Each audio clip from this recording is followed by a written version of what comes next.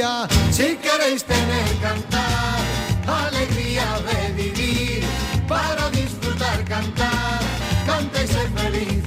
¿Cuántas veces haces esta pregunta y cuántas veces no atiendes a la respuesta? Es trascendental para esta entrevista hacer esta pregunta y escuchar la respuesta, o por lo menos estar pendiente de la respuesta. Andrés Oppenheimer, buenos días. Buenos días. Hasta aquí, y la pregunta es, ¿cómo estás? Muy bien, muy feliz. ¿Seguro? ¿Seguro? Vale, lo digo porque generalmente a esta pregunta, a la respuesta sobre todo, le hacemos poquito caso al decir, ¿cómo va? ¿Qué tal? Bien, bueno, venga, tirando, venga, vale, pero es como, oye, entonces ¿para qué hacemos la pregunta? Para establecer un tipo de contacto personal con la persona, para abrir el diálogo, para calentar el ambiente, para... Calentemos todo esto y pensemos que la felicidad, Antonio Vicente, es una clave para poder encontrarnos hoy. Pues sí, vamos a hablar de la felicidad. Andrés Oppenheimer, bueno, pues seguramente muchos le conocéis, es uno de los periodistas más laureados del mundo. El Pulitzer es el que mejor suena de esos premios, pero tiene todas las sonoridades. Le podéis encontrar en la CNN en castellano y sobre todo le podéis encontrar en el libro Cómo salir del pozo, las nuevas estrategias de los países, las empresas y las personas en busca de la felicidad. Así que si te parece, Andrés, vamos a empezar por ese pozo. Arrancas explicando que socialmente somos más infelices que antes, o incluso más infelices de lo que deberíamos. ¿Qué hacemos en este pozo de infelicidad? ¿Qué ha pasado para encontrarnos aquí en 2023? Bueno, es muy extraño lo que está pasando, porque en todo el mundo hay una ola de infelicidad, de descontento. Y inclusive en los países que están mejor, inclusive en los países que están creciendo económicamente. Y empecé a escribir este libro cuando empezó a ocurrir todo este tema de los estallidos sociales, en Chile, en Perú, en Colombia, en Túnez, en la primavera árabe. Y me enteré, o descubrí, o me di cuenta, como muchos de nosotros, que muchos de estos países eran los países que más crecían y más reducían la pobreza. Entonces me pregunté, bueno, ¿cómo puede ser? Porque todos estamos diciendo de que el crecimiento económico conduce a un mejor estilo de vida, a un aumento de la felicidad. Entonces, ¿qué está pasando? Y ahí me tocó entrevistar en la CNN al presidente mundial de la Gallup, de la empresa de encuestas, y le pregunté esto. Oiga, ¿cómo puede ser que todos estos países, que eran los países ejemplos, los modelos, el modelo chileno, el país que más crecía en América Latina, Túnez, en África, la gente esté tan descontenta y haya estallidos sociales? Y él me respondió que esto está pasando en todo el mundo, inclusive en los países más avanzados, y que ellos hacen encuestas de felicidad en todo el mundo desde hace casi 20 años, y año tras año está creciendo la infelicidad. La gente tiene más carros, más tabletas, más televisores con pantalla gigante, y está menos contenta. Entonces me propuse escribir un libro, no solo contando esto, sino averiguando qué están haciendo los países más felices y qué están haciendo las empresas más felices y qué están haciendo las escuelas más felices y qué podemos copiar de los ejemplos que hay en todo el mundo de cómo gobiernos, escuelas, empresas están combatiendo esta ola de infelicidad. Me interesa, te lo aseguro. Me interesa bastante. Ahora alguno. Claro, bueno, en cuanto a presidentes, cuentas en el libro, ¿no? Y has contado tú en algunas entrevistas que Trump, Bolsonaro, este tipo de líderes serían un poco una respuesta a ese descontento, ¿no? Un síntoma, dicen de alguna manera, ¿no? Sí, el populismo es un síntoma del descontento, porque la gente elige a los outsiders, a los que vienen con ideas rimbombantes, y está pasando en todos lados. Mira, en América Latina, que es la zona que yo más cubro, está pasando en todos lados. O sea, mira los candidatos en Argentina hoy, mira quién ganó las elecciones en Chile. El actual presidente, el presidente más de izquierda de los últimos 50, desde Salvador Allende quizás, y uno de ultraderecha, Antonio Kast. En Perú pasó lo mismo. ¿Quiénes llegaron a la segunda ronda electoral? El expresidente que ahora está preso, Pedro Castillo, un maestro rural que se presentó por un partido marxista, o sea, lo más a la izquierda del espectro político peruano, y Keiko Fujimori, la que estaba más a la derecha. Lo mismo en Colombia. Los candidatos que llegaron a la segunda ronda fueron un ex guerrillero, el actual presidente, el primer presidente de izquierda de la historia de Colombia, y un trumpista, Rodolfo Hernández, o sea, un Trump colombiano. O sea, en todos los países estamos viendo que están perdiendo los de centro y están ganando los de los extremos. Eso es un síntoma del descontento mundial que hay con el status quo. Andrés, de toda la vida vimos que cuando miramos al jardín del vecino vemos que la hierba crece más brillante, pero no sucede ahora mismo que igual es que tenemos la oportunidad de ver las casas de muchísimos vecinos y la hierba de muchísimos vecinos, que gracias a la tecnología podemos ver un montón de historias en las cuales uno no termina de estar contento porque sabe que puede aspirar a un poquito más, y entonces cuando llega un poquito más la sociedad le dice, no, pero es que cuando llegaste a este poquito más todavía te queda un poquito más. Bueno, esa es una de las explicaciones de lo que pasó en Chile. No. En Chile, que era el país que más crecía y reducía la pobreza de América Latina, y los presidentes le venían diciendo a los chilenos, ya estamos ahí mismo en las puertas de tener el Producto Bruto de Portugal, ya llegamos, ya estamos en el primer mundo, y la gente decía, bueno, sí, pero yo no llego a fin de mes, no puedo pagar la cuota del carro. Y ahí se produjo esta gran explosión social. O sea, hay algo de eso de lo que tú dices, pero hay mucho más. Hay el tema de las redes sociales, cada vez más tóxicas. Hay una ola de depresión juvenil, especialmente con las niñas. Las niñas que tienen un like en su Instagram se comparan con las que tienen 50 likes y se deprimen. Y las de 50 con las de 100 y así sucesivamente. Exactamente. Hay una ola de soledad entre los ancianos o los adultos mayores, cada vez mayor, al punto de que Gran Bretaña creó un Ministerio de la Soledad y Japón también. O sea, tenemos un problema cada vez mayor de infelicidad. Y yo como periodista escéptico me acerqué a todo esto con un gran escepticismo porque hay toda una industria de la charlatanería en torno de la felicidad. Entonces es un término que yo siempre tomé un poco con pinzas, pero cuando empecé a investigar, cuando pasaron estas cosas que recién te contaba, las explosiones sociales en América Latina, en África, me dije, acá hay un fenómeno mundial que hay que investigar.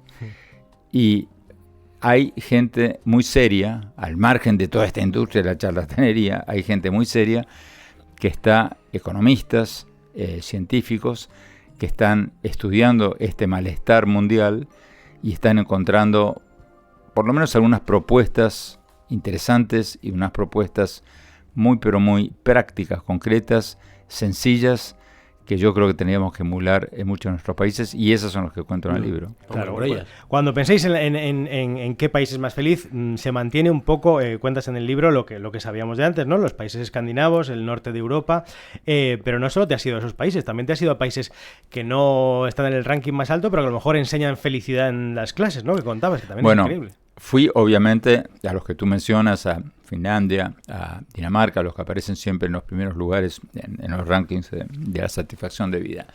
Pero también fui a otros que no aparecen entre los primeros del mundo en felicidad, pero que están haciendo cosas muy, pero muy innovadoras para aumentar la felicidad de la gente. Por ejemplo, tú mencionabas, fui a India a ver las clases de la felicidad en las escuelas indias.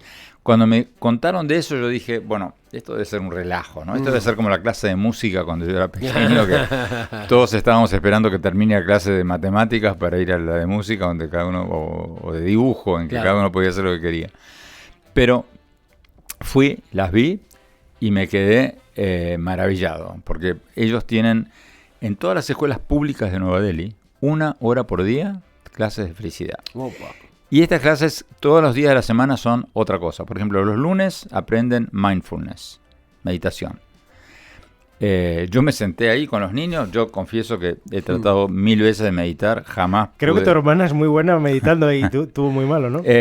Cuento eso en el libro. Tengo una hermana que es una papisa de la meditación y me trató de enseñarme durante años. Jamás pude aguantar más de medio minuto con los ojos cerrados. Ya estoy pensando en mi próximo artículo, en mi próximo libro. Pero ahí me di cuenta que, o sea, si lo aprendes desde niño, es espectacular. Claro. Porque una cosa es que alguien te diga, cierra los ojos y concéntrate, y otra cosa es que te hagan una meditación guiada, que te digan lo que tienes que hacer. Es mucho más fácil. Claro. Y yo cuando estaba sentado ahí en Nueva Delhi, esto fue este año, en el pupitre ahí con los demás niños, lo pude hacer, porque era fácil. O sea, la maestra decía, niños, cierren los ojos. Ok, cerré los ojos. Durante 20 segundos, concéntrese en los ruidos externos. Ok, me concentré en los ruidos. Después de 20 segundos, concéntrense en la punta de sus dedos. Ok, me concentré en la punta de los dedos. Concéntrense en sus orejas, etcétera, etcétera. Así durante 3-4 minutos. Y después de 5 minutos de eso, o sea, los niños que habían entrado en el aula como un tropel, ¿no? Gritando, pataleando, o sea, como los niños en cualquier escuela del mundo, estaban hechos una seda. Imagínate. Claro. O sea, y mucho más focalizados, mucho más serenos para entrar en la clase de matemáticas de lo que estaban hace 5 minutos. Wow. Y, bueno, o sea, imagínate lo bueno que hubiera sido para mí, por ejemplo, perdón, haber aprendido a meditar desde pequeño. Y eso solo el lunes, porque luego a mí me encanta lo del fracaso, que también cuentas con los deportes, que me pareció maravilloso. Sí. Los martes, por ejemplo, tienen clases de tolerancia al fracaso. Pero no es que la maestra pontifica ahí, niños tienen que aprender a vivir con el fracaso, porque todos tenemos fracasos. Eso no sirve para nada. Lo enseñan con ejemplos concretos de gente famosa que los niños conocen y respetan. Oh, wow. Por ejemplo, la maestra les cuenta a los niños la historia de Messi en el Mundial. Sí. Y les dice, niños, Messi llegó al Mundial de Qatar con 36 partidos invictos. La selección argentina no había perdido 36 partidos seguidos. Había ganado o empatado. Llegó a Qatar y pierden contra Arabia Saudita. Uno de los países, o sea, un equipo de troncos. O bueno, con perdón de la hermana República de Arabia Saudita, no era el mejor equipo del Mundial. Y pierden. Terrible fracaso, terrible derrota, duelo nacional en Argentina. Y Messi, probablemente coacheado por su director técnico, sale después a la conferencia de prensa y dice, esto ha sido un golpe muy duro, no esperábamos perder, pero bueno, hemos dado vuelta a la hoja, tenemos un equipo muy bueno, vamos a ganar el próximo partido, vamos a ganar. Y ganaron, y terminaron ganando el Mundial. Entonces la maestra le dice, niños, ahora, cada uno cuéntenme vuestro último fracaso. Los niños discuten sus fracasos como tarea escolar para el lunes próximo, suponte. Tienen que escribir una composición, un ensayito sobre qué hicieron para sobreponerse a su último fracaso. Y eso todas las semanas, todos los años de la primaria, con historias diferentes. Michael Jordan erró 9.300 tiros antes de ganar su primer campeonato de la NBA. Thomas Alva Edison, el inventor de la lamparita eléctrica, 1.000 invenciones fallidas antes de, etcétera, etcétera, etcétera. Y todas las semanas, o sea, los niños desde muy pequeños se familiarizan con la idea de que tú en la vida triunfas, fracasas, te levantas, te caes, te levantas, te caes. O sea, muy, pero muy... a mí me dejaron maravillado esas clases. Pero Andrés, eso es el colegio. Cuentas tú la curva de la felicidad, ¿no? Que la gente es un poco más feliz de pequeña o un poco más feliz de mayor, y luego hay una parte en la que estamos nosotros ahora que no somos tan felices, y tiene un poco que ver seguramente con el trabajo.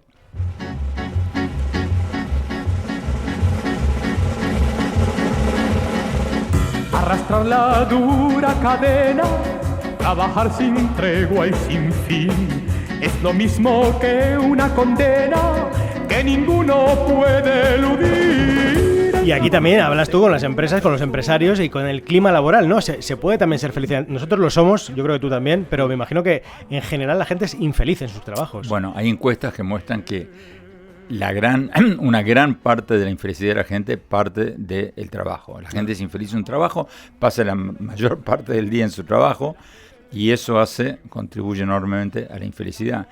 Por eso tengo un capítulo en el libro sobre lo que hacen las empresas perdón, para aumentar la felicidad de sus colaboradores, de sus empleados. Y hay muchas que están haciendo cosas muy interesantes. Claro. Y ahí cuento en el libro la historia de los dos ejecutivos de zapatos ingleses. Van a África a buscar nuevas oportunidades de negocios. El primero llega, mira y manda un telegrama a su jefe diciendo: malas noticias. Acá todo el mundo está descalzo. Me regreso a Londres la semana que viene. El otro ve exactamente lo mismo y le manda un telegrama a su jefe y le dice: buenísimas noticias. Acá todo el mundo está descalzo. Tenemos una oportunidad de oro. Vamos a vender zapatos, ¿no? O sea, un empleado optimista, feliz, es mucho más creativo, mucho más innovador, mucho más... O sea, adivina cuál de los dos le fue mejor, obviamente. Claro.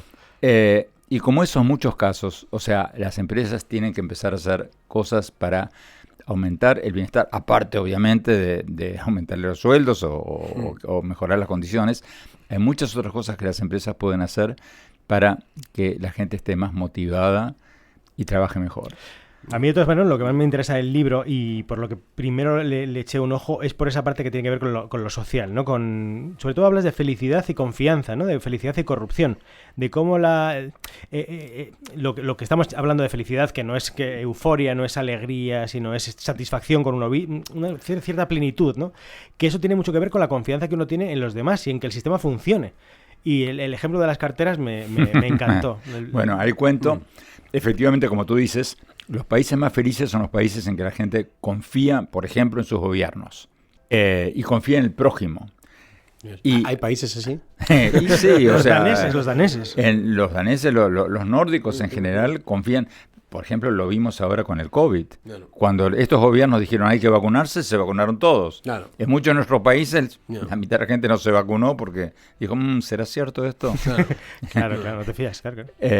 Entonces, hubo varios experimentos, uno de ellos del National Geographic, otro de la Universidad de Michigan, que para probar la confianza de los países en su gente, tiraron carteras, billeteras llenas de dinero en como, ahora te digo, en una treintena de países en todo el mundo, para ver cuánta gente devolvía las billeteras. Con el dinero.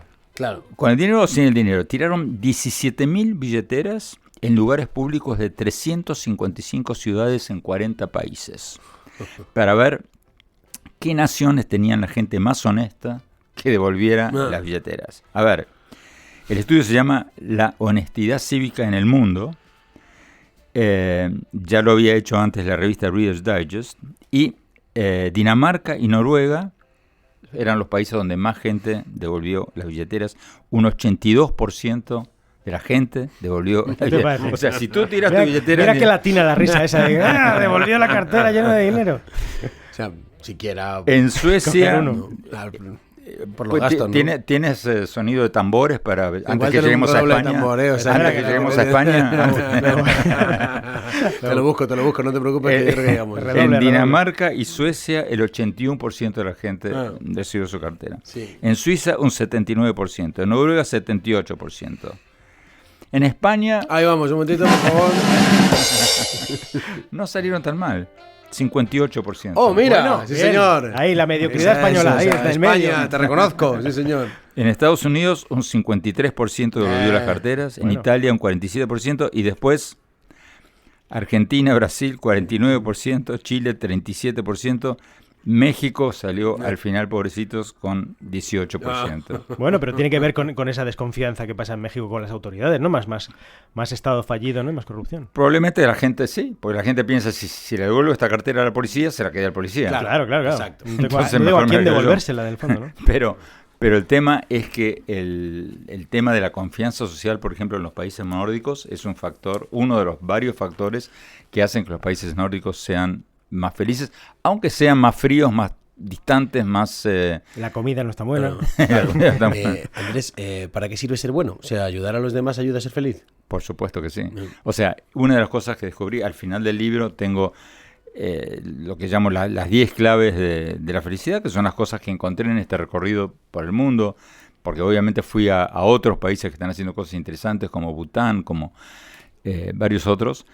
El sentido de propósito es una de las cosas que hace a los países felices y a la gente feliz. Mira, yo tuve esto fue después de publicar el libro, hace 2-3 semanas, tuve un centenario en mi programa de CNN. Un hombre de 102 años, sobreviviente del Holocausto, alemán, que se fue de joven, cuando el Holocausto judío, se fue a Chile. Hoy tiene 102 años. Y le pregunté, oiga, ¿cuál es su secreto? ¿Cómo llegar a los 102 años? El tipo está más alerta, o sea, está fenómeno el tipo. ¿Cuál es el secreto? Le digo, ¿qué come usted? ¿Come brócoli? Dígame, o sea. Y él me dijo, no, dice, yo tengo propósitos largos y propósitos cortos en la vida.